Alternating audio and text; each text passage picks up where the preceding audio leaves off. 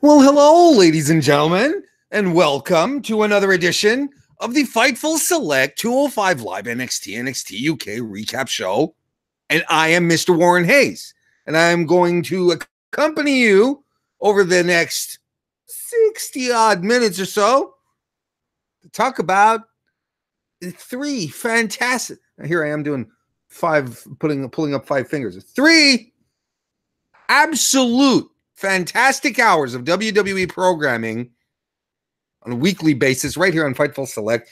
Hey, guys and gals who are watching right now, you're all pretty much familiar with everything that's going on here on Fightful Select, right?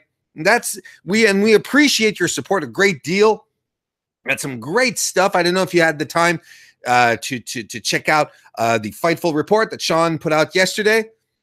Steven Jensen this weekend is going to be back with the Weekender. You know what? Sean and I will be recording brand new retro pay-per-views reviews. We're not going to do the pay-per-views. We're going to do the reviews of some retro pay-per-views. We're going to be recording that very, very soon.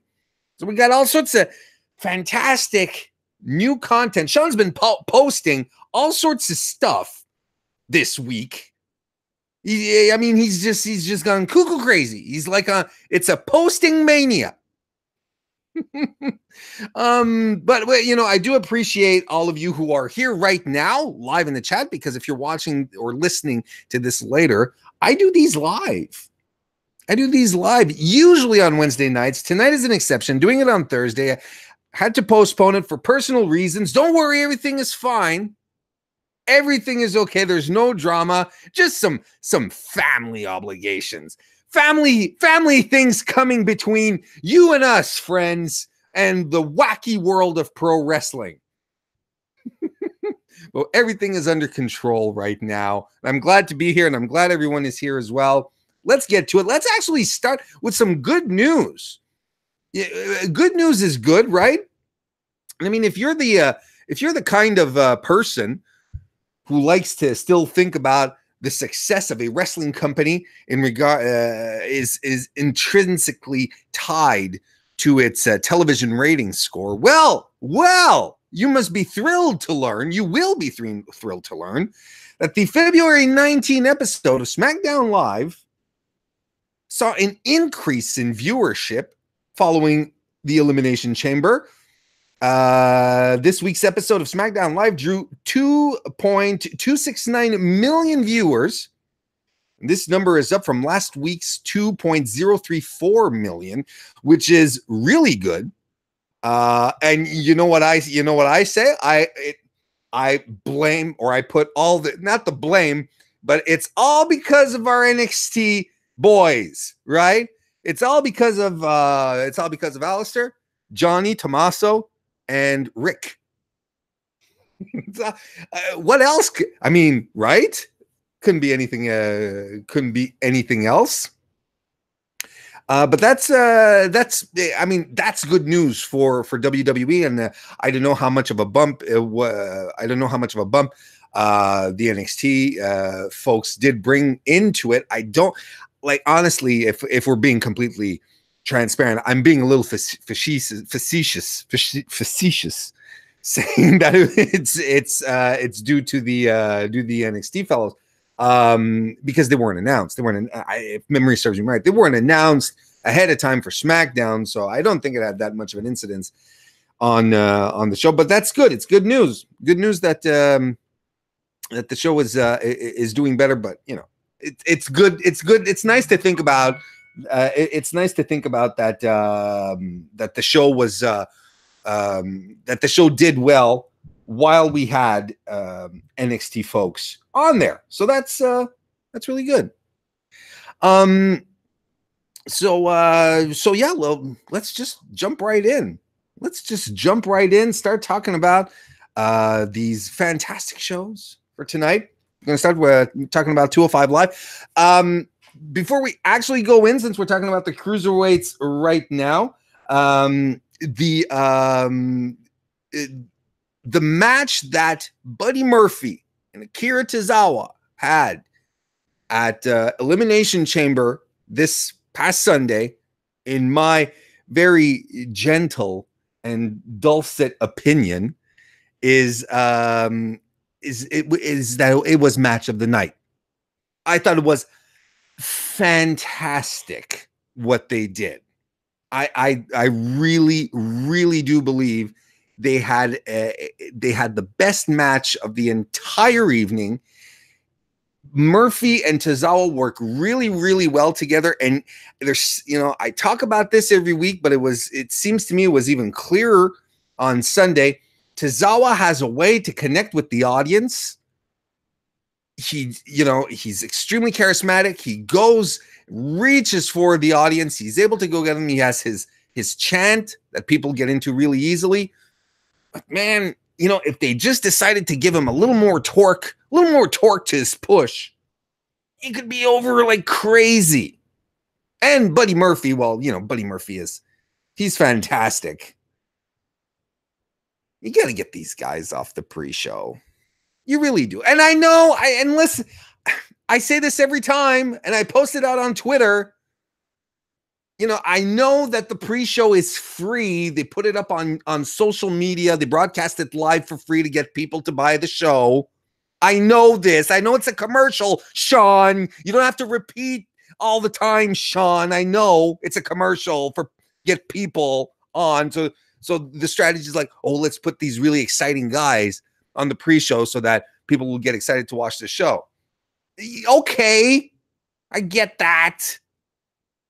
But it seems to me, if you're doing a commercial, if the pre-show is meant to drag people into your show or into the main show, get them to subscribe to the network to watch the pay-per-view, well, wouldn't you put some of your better known commodities other than the cruiserweights?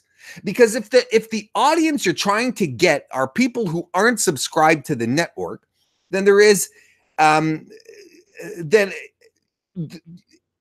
you have a better chance of getting these new, more, dare I say, casual viewers if you decide to put names that might be more familiar than Akira Tozawa and Buddy Murphy, who are people, wrestlers, I mean. They are wrestlers who are familiar to people who already own the network. Outside of the hardcore base, and I mean the really hardcore base, nobody really knows who these guys are. Sean keeps telling me it's a commercial, Warren.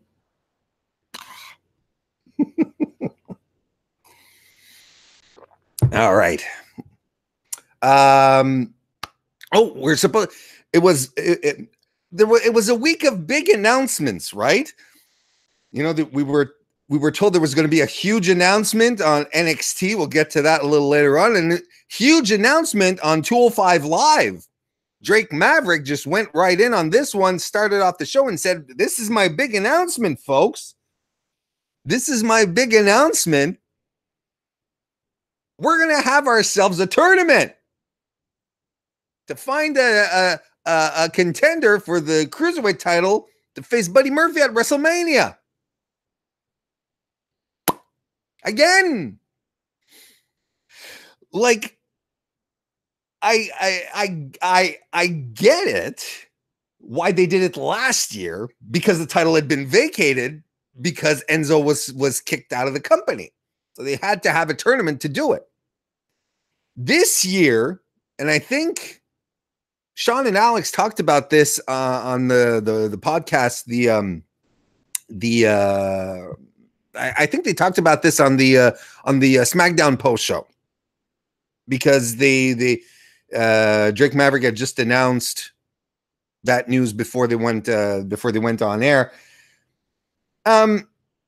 It's a missed opportunity to put more cruiserweights on the pay-per-view, give more guys exposure, more guys a payday. It's really a missed opportunity, because now you're going again with the tournament. You're going to end up with two people. This would have been a perfect opportunity to have them have a ladder match, have them have a no DQ match, a tornado tag team match, whatever. Just something with a crazy stip that would help put their best foot forward, play off their strengths, the cruiserweight strengths. It's really strange. I don't know why we're going through a tournament again this year and then just showcasing two guys. It could have been bigger because at the same time, well, we'll talk about it right now, I guess, because I'm into it, and Buddy Murphy had a segment that I wanted to use to lead into this, but since I'm talking about it right now, or at least I'm leading into it myself, Buddy Murphy right now doesn't have a legitimate contender. There's no one who has the sheen right now to come across as a legitimate threat to him. Cedric Alexander, who is probably the only other big star that's left, well, he's had his time with the championship. Buddy Murphy has beat him twice now. So to establish Murphy as the final boss of 205 Live, he doesn't have the stuff right now. Murphy's been running through everyone. The only guy who could have had a proper build, could have had a great story leading into Buddy Murphy would have been Mustafa Ali, but he's gone somewhere else.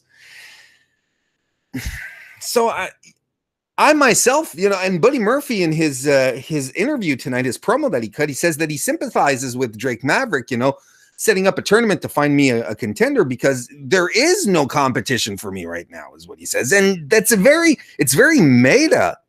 It's very meta what he said, because it's a little true. There's no one right now who has that level of credibility that Buddy Murphy has right now. There's no one that's positioned as possibly maybe being a guy who could take out Murphy. We'll see what they do with the cruiserweight tournament over the next couple of weeks. But and in the chat right now, you have John, you have Cyborg dropping names: Mysterio, Kushida, Ricochet, Lio Rush. Look, Mysterio, Kushida, Ricochet. I mean, Kushida's going to go to he hasn't even debuted yet, and I don't think they're going to do a surprise thing, especially if they're doing the tournament. And they're probably going to.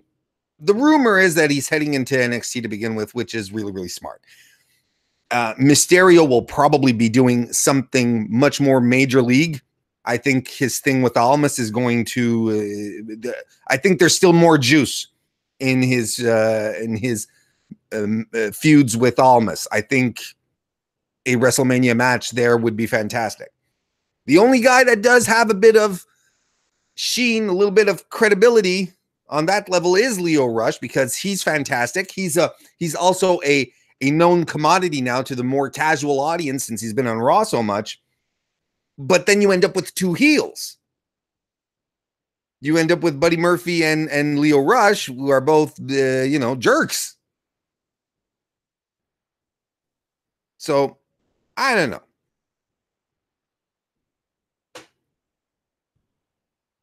Kristen in the chat says, let's put another 206 plus wrestler in there in a fight against Murphy. Yeah, because I really have a theory that Buddy Murphy's not 205 pounds. I don't think he is. I don't think he makes weight. All right. First match of the night here is Humberto Carrillo versus former cruiserweight champion himself, TJP, who is coming down to the ring slapping hands in the audience. That was isn't he a heel? I don't like being confused. Explain things to me. And does he have a new tattoo? Didn't he isn't that he has like script like handwriting on his chest. I'm wondering if that's a new tattoo. Anyway, this was a nice, fun, solid match here. Carrillo early on gets a lucha arm drag that has TJP rolling to the outside. Carrillo wants to go for a dive, but up at the top of the ramp appear Drew Gulak and Jack Gallagher, who come down and sort of throw Carrillo off his game a little bit. He doesn't actually do the he doesn't actually go through with the dive. Excuse me. There's some back and forth in the ring that follows Carrillo with a lovely rolling leg takedown into a leg bar, which TJP reverses nicely with a head scissors. It was really, really well done. Off the top rope, Carrillo does a body press, covers TJP for 2. Carrillo tries another lucha arm drag, but gets face planted instead. TJP then starts fighting back, yanks the arm back, which was nicely executed, looked really, really painful. TJP then kicks Carrillo in the stomach, a drop kick, then gets him in a chin lock. A little further on, TJP's Hurricane Rana is reversed into a pin attempt, but TJP kicks out. Backwards rolling moonsault by Carrillo. He covers the former champ again for 2. Then TJP rolls out of a wheelbarrow move and slides Carrillo right into an STF. And you can say what you want about TJP, but he is a solid worker. He's super dependable and is like butter in the ring. Really, he's fantastic. Of course, Carrillo will reach the ropes to break up the STF, and then both of them are fighting on the apron. It ends with a missile drop kick by Carrillo to the back of TJP. And then Carrillo hits his corner headstand. In the corner, he does a headstand that transitions into a moonsault. That's his finisher. And he knocks off TJP. So good on him. And at the end of the match, after the match, Drew Gulak and Jack Gallagher hit the ring, and they celebrate with Carrillo. Raise his arms, lifts him up on his shoulders, and Carrillo's at first he's like, "What's going on?" But then he's like, "All right, I'm just gonna roll with it." Lifts his arms, and they're all celebrating. There's no swerve here, nothing sinister. For now, I really dig this storyline, even though it doesn't quite make sense for me right now as to why Gulak and Gallagher would want to get a lucha style guy into their team of grounded technical wrestlers. But I'm all for a nice little storyline like this, especially one that can play off the strengths of Drew Gulak, who, as many of you know, that I repeat often enough, Drew Gulak is one of the more underrated performers, mic workers in WWE. He's fantastic. So good job. Good opening match. We have Tony Nese, who cuts a promo saying that 205 Live is his for the taking and that he will win the tournament. And we have Mike and Maria Kanellis, who are backstage. Maria is cutting a promo for her man, saying that where his we're still talking about Mike's lack of success recently, and she says, he never took the easy way throughout his 16 years wrestling. He always, he's not afraid about fighting Cedric Alexander tonight. It's not about the easiest road to take. It's always about the hardest one. Return of the showcase match tonight. Arya Daivari versus Johnny Lyons. Listen. Not much here. It's a nice showcase match for Daivari, which I think is much deserved. And he cuts a promo at first, but then just beats the tar out of Lyons. Hits that really, really nice hammerlock lariat move that is fantastic. And apparently, I don't quite remember if his finisher was a Cobra Clutch before now, but apparently that's his finisher now. I don't know if it's like because of his Middle Eastern heritage. I don't think so. But I mean, it could. Calling back to Sergeant Slaughter. Anyway, maybe I'm connecting too many dots here. That could very well be. But man, that hammerlock lariat looks awesome. We had Buddy Murphy then saying that he cutting that promo that I mentioned before at the start of the recap here. And then we get our main event of the night, Mike Kanellis versus Cedric Alexander. Lots of grappling to start here that ends with a power exchange between the two. Aiden English, early on in this match, talking about Cedric Alexander's career, where he's at right now, says that Cedric has a case of the WWE dips. The WWE dips. And I had never heard that, meaning that, well, he's in a slump right now, and he says I don't remember exactly what he said, but, sometimes a lot of guys get the WWE dips. I'm like, is that a thing? Like I'm actually wondering if that's actually like some jargon that they use backstage. Oh, I'm in the dips. I'm in the WWE dips. It sounded stupid. Kanellis ends up with a headlock on Alexander. He shoulder blocks him down, but Alexander arm drags Kanellis down and holds him right into an arm lock, which was really cool. Followed by a Hurricane Rana drop kick, and he chops Kanellis hard. Kanellis tries to fight back, but he can't, man. Toe kick by Cedric Alexander right to the back of Kanellis' head, covers him, but only gets two. Alexander goes for a springboard something, which gets countered by a straight right hand by Mike Kanellis, and Alexander just like tumbles out of the ring. Not even falls, more like a bum, bum, bum, bum, bum. Diving kick to Kanellis then starts working on Alexander. A diving kick to Alexander's face. Cedric fights back with some chops and rolls Kanellis up for a pin attempt. Of course, Kanellis gets out of it, and he levels Cedric Alexander with a punch. Alexander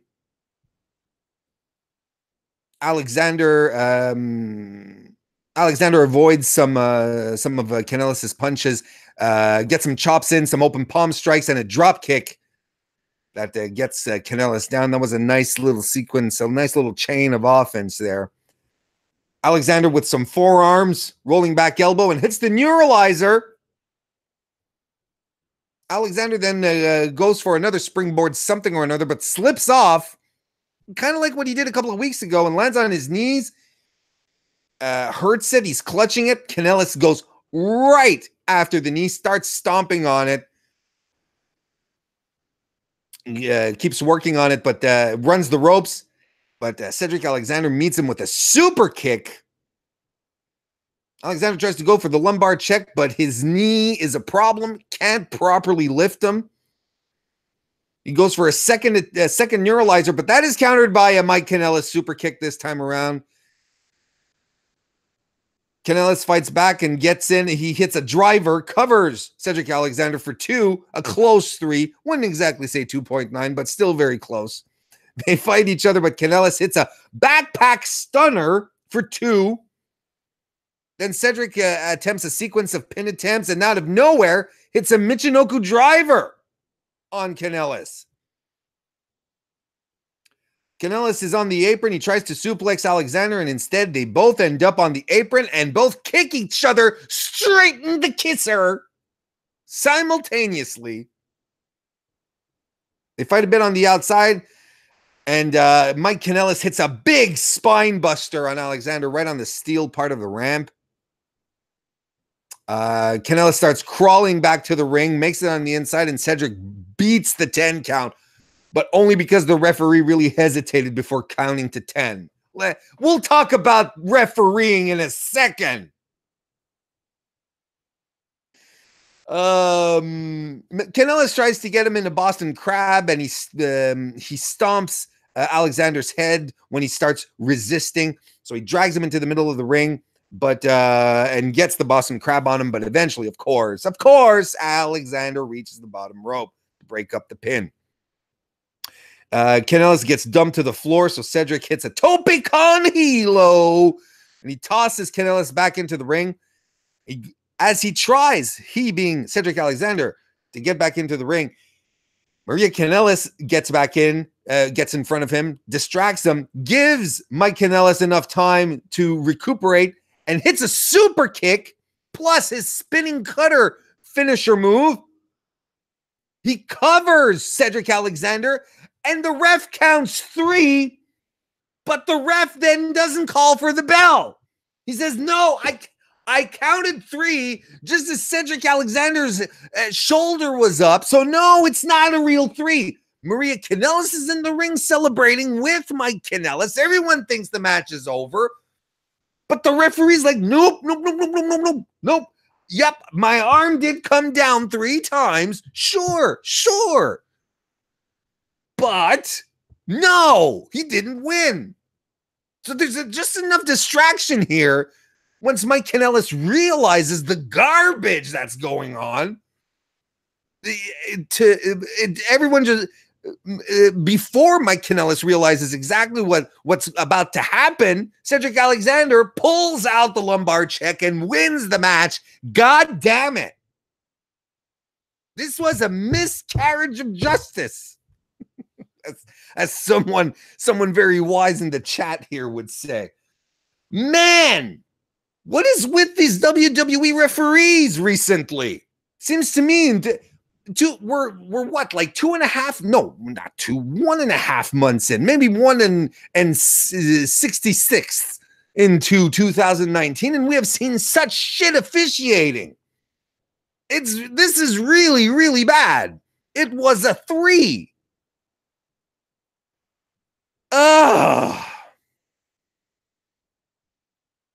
Then you have commentary saying, nope, that was okay. It was not okay, people on commentary. Don't try and put this over. I really hate bad officiating, even if it is storyline. It's just, it infuriates me. Plus, something tells me that this was perhaps maybe a bit of a botch. Just a wee botch. That's just me. So there you go. So Cedric Alexander wins the match. Next week, we have our first round of the tournament that's going to begin. Kalisto versus Tony Nese. And the Brian Kendrick versus Drew Gulak. Nese and Gulak advance. Those are my predictions. Let's talk about NXT. NXT starts off tonight with Aleister Black. Well, let's talk a bit. Just before we do move on, let's talk shortly. I do want to talk about the NXT folks showing up on Raw and SmackDown. The big rumor going around is that, Vince McMahon wants to mix things up, wants to get some good wrestlers, some good wrestling in here. And, he probably saw Halftime Heat and was really, really excited about what happened there. And, probably he was just like, okay, well, let's get these couple of these guys up here, which is, a good reflex, you have to say. If you want good wrestling, go and get exactly those 4 guys. You'll have some fantastic matches. Now, as exciting as it was, I don't want to get into this. Oh, well, is it a permanent call up? Are they going to be assigned to brands? No, blah blah. Right, that's not relevant right now. But you take a step back. You take a look at it. After all the excitement of seeing, Aleister and Gargano and Ricochet and Ciampa up on main. Man, it really feels like some hot-shotted, no planning kind of decisions, right? Because they already did call up a bunch of NXT folks. Heavy Machinery, EC3, Lacey Evans, Nikki Cross. They're all there. They're not doing anything really with them. And no, Lacey Evans walking up and down a ramp to her music is not doing something. Aside from Nikki Cross and Heavy Machinery, then again, Nikki Cross kind of feels already a bit lost in the shuffle this quickly. Heavy Machinery, they're having them do stuff. They've wrestled. Then they have them do a strut contest with Lacey Evans. I mean, maybe they should figure out what to do with those folks first and foremost. Or maybe they shouldn't have called them up in the first place. If then you just like 3 weeks after these people started popping up on TV, 3-4 weeks later, after 6 weeks of buildup of vignettes, maybe you just should have stuck with Ricochet, Alistair, and Dark DIY. Otherwise, why are you calling them up? What's the end game here? Because that's what when it was announced that NXT was going to have a big announcement, then I started thinking, then, the wheels, they started turning, right?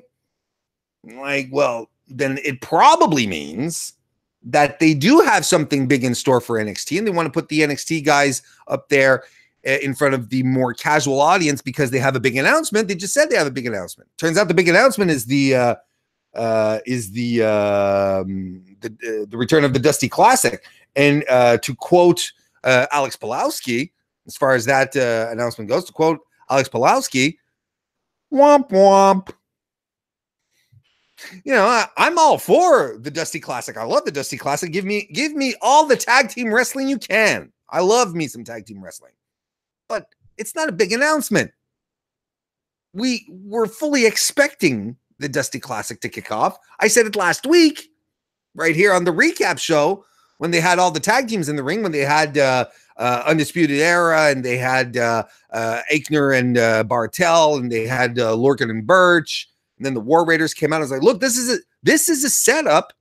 And the Street Profits, I said it. This is a setup for the Dusty Classic. This is exactly what it was.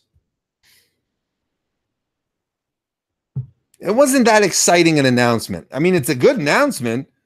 I'm happy, but I mean, it's the same MO that they've had for the past couple of years in the build up to the WrestleMania Takeover. Yeah, the Dusty Classic Takeover, Dusty Classic Finals at the Takeover. So it's anyway, or maybe they did have something planned, and plans change, right, pal? Plans change. Anyway, the point is that it's nice that the NXT boys were up there, and they all had good showings. I actually preferred their showings on SmackDown. I thought they all looked stronger. They all looked strong. They all look strong. There we go. They all look strong on SmackDown Live. I thought DIY on Raw, their match with the Revival surprisingly was a little whereas what they did with the Bar was phenomenal. Thought Alistair had a great showcase match. So did Ricochet against Eric Young. I thought that was some good shit, pal. I thought everyone looked good. I mean, it wasn't lost on anyone. And I've said this before, and I'll say it again. If you want people to get excited for when your NXT call-ups happen, if you want them to get excited when you bring someone up, you have to introduce your more casual audience to your NXT superstars. You have to. So I am convinced that if you're a 14-year-old who's never watched NXT, and you see Aleister Black raising up from the stage with the candles and the fog and his leather vest and his tattoos, and you're like, wow, this guy kicking the shit out of people with that spinning roundhouse kick. Oh my God. So you have to do that. You have to introduce your audience to these people if you want them to get excited. You can't just like drop them on and say, you know, and just say, oh yeah, they used to be on NXT, and then expect people to get excited. And we saw it. We saw it with the Lafayette crowd on Monday, and then with the New Orleans crowd on Tuesday. Lafayette crowd was dead for everything. But the New Orleans crowd, when Aleister Black came out for his match with Almas, we had NXT chants. Everyone was popping throughout the night. But that's a whole other discussion. John would like to see Demon Balor versus Aleister Black. That'd be cool. I'd actually like to see Samoa Joe versus Aleister Black, but hey, what do I know? All right, so I am dragging out on time here. I'm going to have to. Well, yeah, we'll skim over some stuff. Aleister Black versus Roderick Strong was our first match of the evening, because Roderick Strong last week, when the Undisputed Era attacked Aleister, he particularly singled out Mr. Black, and Roddy came out alone here. This was a fun match here. They're showcasing Roderick Strong, who is so good. He is really good and incredibly strong for his size. It's ridiculous. And Aleister just looked like $1 million as well. I feel like Aleister's been re-energized since coming back from his injury. He's found purpose. His sheen, his mystique is back. That'd be amazing. He is amazing, and it is amazing, and he's continuously amazing. Let's see here. So there's some grappling to start off. Spinning back elbow by Aleister Black on Roderick Strong. Hits a German with a bridge, but only gets 2. Strong dumps Black to the outside. Wrecking ball drop kick follows, and he dumps Black right on top of the steel stairs with a backbreaker move. We're back in the ring. Black is fighting back, but he gets whipped hard into the corner. Basement drop kick by Strong follows. They go up top. There's some shenanigans that leads to a backbreaker from Strong on Aleister Black. Covers him, but only gets 2. Black fights back. He hits a kick, a leg sweep, and a lion salt on Roddy. Couple of standing kicks follow, and a brain buster covers Strong for 2. Roderick avoids a black mass setup, strikes Black with a pop-up gut buster, and both guys are on the apron. Roddy lifts Black into a torture rack, and he tosses Black onto the post on the outside, rolls Aleister back in the ring, covers him for 2.7. Step up knee follows crash thunderbuster, covers Aleister again, but only gets 2.9. Lifts Aleister into a suplex, but he reverses out of it, and Black hits the black mass for the win. The Undisputed Era come out to gang up on Aleister, but Ricochet comes in for the save, and the baby faces are just in the ring, and they're working well together. There's no weird synergy between them. They're just happy to be there. We have Sarah Amato, who is backstage talking about new recruits.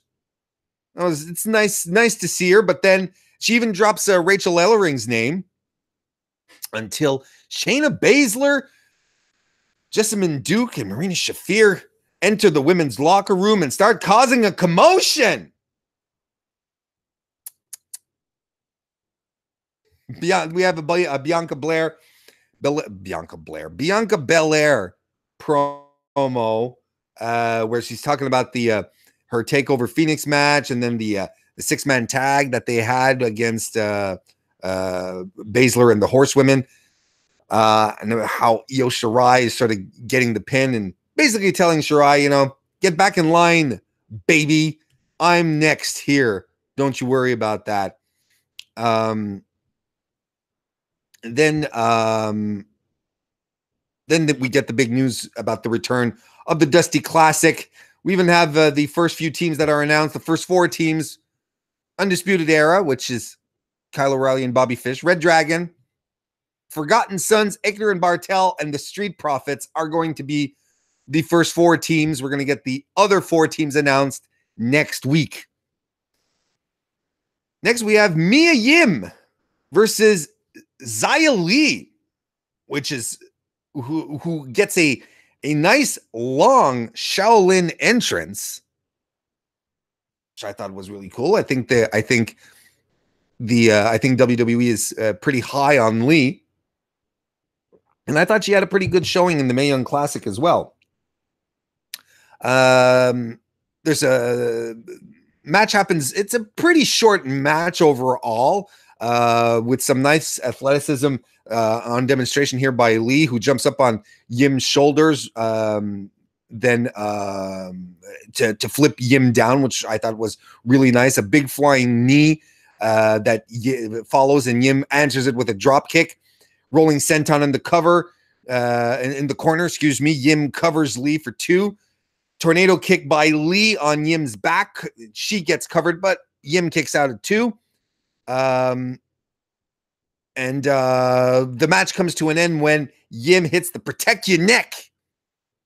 Yes, is it because we're not doing soul food anymore? But still a nice, nasty finisher. Gets the win on Lee. But here come the Horsewomen. Baszler, Shafir, Duke, and they go right after Yim. And then the rest, so some of the trainees that that Baszler was intimidating earlier in the locker room, they come out, but they get tossed around. Yim grounds and pounds Baszler, but Duke and Shafir make short work of the trainees, and everyone goes after Yim. Duke and Shafir hold Yim, while Baszler delivers a knee right to Mia Yim's face. So that was actually setting up for a match next week. Mia Yim versus Shayna Baszler. We have Johnny Gargano backstage, who's getting ready for his big match against the Velveteen Dream. And of course, Candice LeRae comes in to support her man, because that's apparently all she can do in NXT. Then Tommaso Ciampa shows up. Candice is not happy about that. Tommaso offers Johnny some help. Gargano says he doesn't need it, but Tommaso says, "Oh, I'll be watching." Then a little promo about the Matt Riddle interview that's on YouTube. You should go check that out. It's a really interesting interview. Couple of things here that Riddle says that I'm a little surprised that it got through. And he's interviewed by Jeremy Borash. Jeremy Borash, he's working behind the scenes. That's fine, but seeing him on TV, on WWE TV, and for an old timer like me, that's something unique. Main event is Velveteen Dream trying to get the North American title off of champion Johnny Gargano. Velveteen, of course, got the shot at this title by winning the Worlds Collide tournament, which, if you haven't checked out yet on the WWE Network, you should. The highlight matches that they have there are fantastic. His match against Tyler Bate. Ooh, don't sleep on that match, my boys and girls. Don't sleep on that match. Dream is extremely aggressive starting off, looking to take Gargano down. They scramble on the mat, and Gargano grabs the ropes to just stay in control here of the match. There's some back and forth grappling with Gargano staying on top until Dream reverses into an arm lock. Gargano reverses again into a hammerlock position, but Dream gets out of that and slaps the taste out of Gargano's mouth. And I mean, literally, the taste flies out of his mouth. Dream shoulder blocks Gargano down, runs the ropes. Gargano drops down, but then Dream, instead of hopping over him like they usually do, he just boom, just drops to his stomach and slaps Gargano across the face again. He goes up top for a second turnbuckle axe handle, drop kick. Gargano fights back with some chops in the corner. Gargano runs into a boot, though, a big Dream boot. He goes up top again, but Gargano swipes him off. Follows up with a snapmare, a drop kick to the back of the neck, covers Velveteen Dream for 2. Gargano works over Dream some more. Gets a neck breaker, covers Dream again, only gets 2. Grabs the arm and starts stomping his head. Gargano then gets Dream into a stretch. Dream eventually is able to get out of the stretch, but his right arm is starting to be a problem for him. He strikes back, but gets whipped over the corner and to the outside. Gargano lays him against the barricade and chops him some more. An abdominal stretch follows inside the ring, but Dream fights out and hits a spine buster. Some big strides by Velveteen, clotheslines Gargano to the outside, and hits his top rope axe handle to the floor. Back in the ring, we get a famouser by Velveteen Dream, who covers Gargano but only gets 2. There's some top rope shenanigans that follow between both guys, and it ends with a super kick to Dream's leg that gets him off the top rope with a spinning flatliner. Woo! A little further on, we're gonna move ahead a little bit here. Super kick. We get a super kick on the apron. Gargano super kicks Velveteen on the apron, then follows up with a dive. Back in the ring, Gargano gets a slingshot DDT, but it's interrupted by Velveteen Dream. There's some more top rope shenanigans that follow that leads into Dream hitting a super Dream Valley driver from the turnbuckle. He covers Johnny Gargano and gets 2.9. Dream goes back up top, but Gargano rolls out of the ring.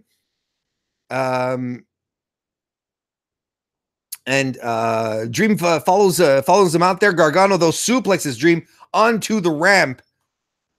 Back in the ring, the slingshot DDT connects by Gargano, but these guys are spent. Can't do it anymore. Gargano delivers some hard strikes, but a super kick by Dream leads into 2, count them, 2 Dream Valley drivers, goes up top, hits the purple Rainmaker, covers Johnny Gargano, and we have a new North American champion in the form of Velveteen Dream. This was a great match. And I mean, this is what it's about time that Dream gets some singles competition and titles, I should say. And I'm really looking forward to seeing what they do with Johnny Gargano from this point on, because, you know, maybe this is going to push him a little more towards Tommaso Ciampa, because they were a tag team when they were on Main, right? They were back to being a tag team and working together, whereas in NXT, it's a little more iffy. Anyway, let's move on to NXT UK. We get a recap of Tony Storm and Rhea Ripley's story since TakeOver Blackpool. And we get back to, we're still in Phoenix at the Access show. And man, I cannot wait for the Phoenix footage to be done. NXT UK looks like garbage, and the sound is garbage. This is some low production value. I think next week is the last week of the Phoenix tapings, and I cannot wait for it to be done. First match of the night is Mark Andrews and Flash Morgan Webster versus the Coffee Brothers, Joe and Mark. Mark goes right after Flash Morgan Webster at first. tossing him around. Of course, he has the strength advantage. He's going to use it. Double axe handles him down. Webster drop kicks his way out of a precarious situation, but between both guys, and tags him Andrews. Coffee blocks a Hurricane Rana, but Andrews eventually gets the big man down with a top rope Hurricane Rana. Andrews fights back, kicks Joe down, but the Coffee brothers hit their combination pop-up European uppercut. Scoop slam by Mark Coffey on Mark Andrews. Joe goes right after him with straight body shots, whips him into the corner. The Coffees keep double teaming Mandrews, keeping him away from Webster, and eventually the hot tag is made to Webster, who drop kicks Joe, uppercuts on Mark, evades a lot of offense, hits a crossbody lion salt on Mark Coffey, followed by an enziguri. He runs Webster runs the apron and hits a spinning Hurricane Rana off the post onto Joe Coffey, who's in the outside. The faces double team the Coffey brothers and do that assisted 450 splash. Covers Coffey, but only gets 2.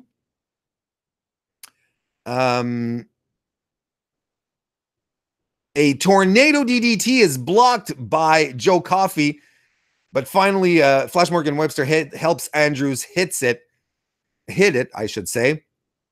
The ending comes when Andrews gets suplexed on the apron, and Webster gets shoved into a corner. Mark Coffey hits a big forearm once we're back in the ring, hits a big forearm on Webster, who bounces off and right into the all the best for the bells, which is Joe Coffey's finisher. But Mark is the legal man, covers Webster and gets the pin.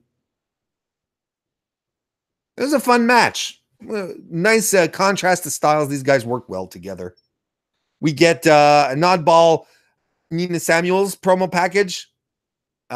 We get another one by my man Jordan Devlin, saying that Travis Banks cost him the win at the Worlds Collide tournament. And we get a Kaylee Ray promo. Nice that they're giving her some shine. Next, we had Trent Seven versus Shane Thorne. This was a very solid match. I'm going to have to skip over it quickly because I'm a little short on time, unfortunately. But this was a nice, solid match. Again, another great showing by Thorne, who had a good match last week on NXT TV. Here with Trent Seven, looked really, really good. Seven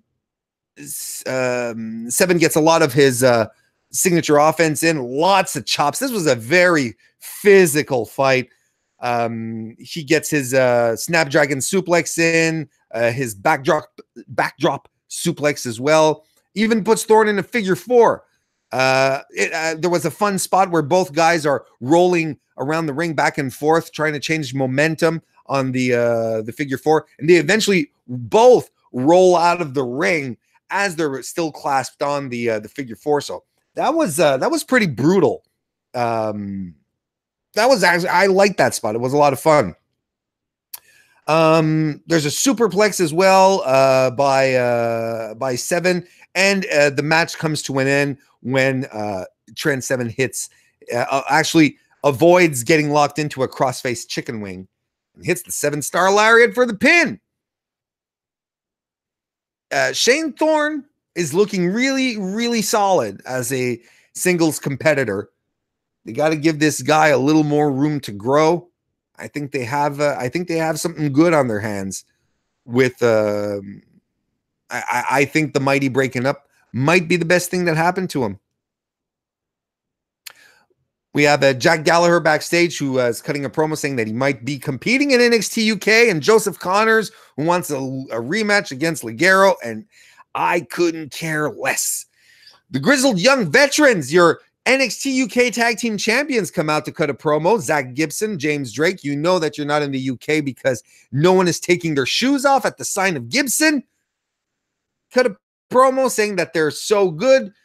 Gibson saying he'd prefer to be back home with a pack of biscuits and a cup of tea rather than being in the desert of Phoenix, Arizona. And that brings out Danny Lorcan and Danny Burch and Oni Lorcan. Danny Burch says he's proud to be British, but he represents this NXT here, and they're ready for a fight. They hit the ring, but the grizzled young veterans hit the bricks. See what I did there? Next week, we're getting the grizzled young veterans versus Lorcan and Birch, but we're also getting Walter versus Cassius Ohno. Can you say slappity slap slapper? Yep, I'm sure you can, because that's what it's going to be. Main event time is Rhea Ripley versus Toni Storm. And Ripley goes right after Storm before the bell rings. She drives her shoulders into Storm in the corner, stomps her, some forearms, slams her face first on the mat. Storm gets a drop kick on Ripley to sort of get a bit of an advantage here. Some European uppercuts follow, forearms, but Ripley drags Storm to the outside of the ring, dropping her face first on the floor. She drives Toni Storm into the apron back first a couple of times and then carries her up into the post, tosses her back into the ring, covers her, but only gets 2. She mounts Toni Storm, delivers some straight strikes. Body scissors follow, trying to choke or squeeze the air out of her. Reverses Storm into a pinning position, and Storm starts kicking her in the back. She tries to fight back, but she eats a drop kick. Covered by Ripley, only gets 2, who locks her then into her standing cloverleaf, which I still think looks fantastic because she is so tall. Rhea Ripley is so tall, and that's what makes it look really, really good.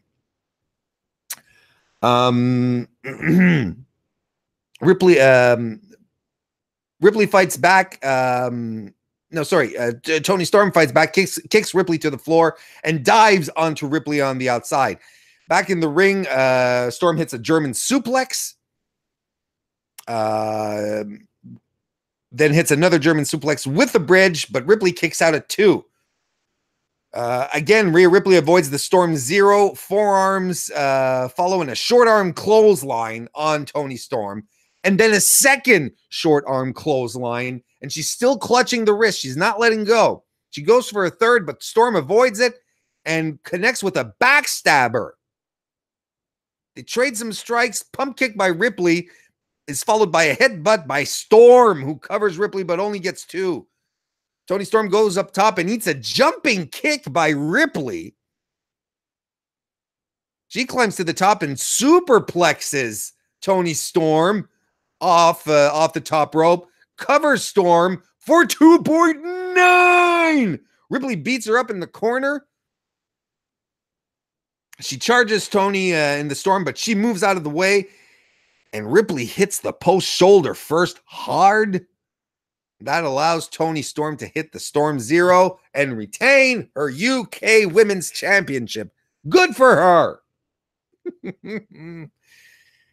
This is a nice, honestly, nice, fun, solid evening of NXT UK. These were all very solid matches that we had here. The only thing that's really disappointing is the production value for the Phoenix show. It's garbage. It really is garbage. I hate it. I can't wait for them to go back to those beautiful venues that they have in the UK with proper lighting and adequate sound engineering, because not a good time right now. So we wrap up this episode of NXT UK without an appearance of Johnny Saint. As you know, I am counting the number of words that Johnny Saint is allowed to say on a yearly basis, and we are still at 13 words spoken so far by the general manager of NXT UK. So, ladies and gentlemen, we're going to wrap this one up. Thank you very much for popping in, for listening at your leisure, whether it was live, whether it's in a few days, next week, in 2027. I salute you if you're listening to this in 2027. I can only hope Fightful will be around in 2027, and it probably will be, thanks to your support on Fightful Select. Thank you very much for supporting everything that Fightful does as an independent and ethical and hardworking wrestling news content website. Thank you all very much for hanging out, for joining me. and we'll see you next time.